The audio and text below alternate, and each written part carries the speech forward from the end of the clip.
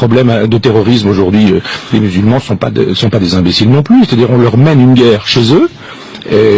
En Afghanistan, par exemple, ou au Mali, on leur rend la vie impossible, on s'en va les massacrer, on les tue par dizaines ou par centaines, et en même temps, on voudrait que ces gens-là soient gentils, etc. Ils sont pas gentils, mais ils ont raison.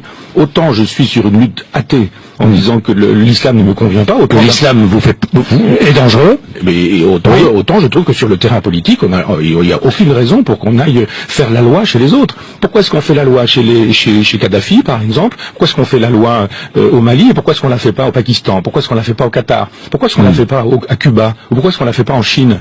Si vraiment les droits de l'homme nous intéressent, pourquoi est-ce qu'on est spécifiquement au Mali et pas dans des endroits où les droits de l'homme sont bafoués partout? Alors moi je trouve normal qu'au Mali, où il m'est arrivé d'aller, la politique puisse exister. Parce que nous défendons d'autres valeurs que les valeurs défendues par les djihadistes du Sahara. Oui, mais ils sont chez eux. Et on va pas faire la loi chez les musulmans, enfin dans les pays musulmans, que les musulmans fassent leur loi. Pourquoi est-ce qu'on n'intervient pas en Israël? Pourquoi il faut arrêter de vouloir faire la politique coloniale qui est la nôtre dans des pays sous prétexte que ce soit les droits de l'homme qui nous animeraient. Ce sont pas les droits de l'homme qui animent Hollande.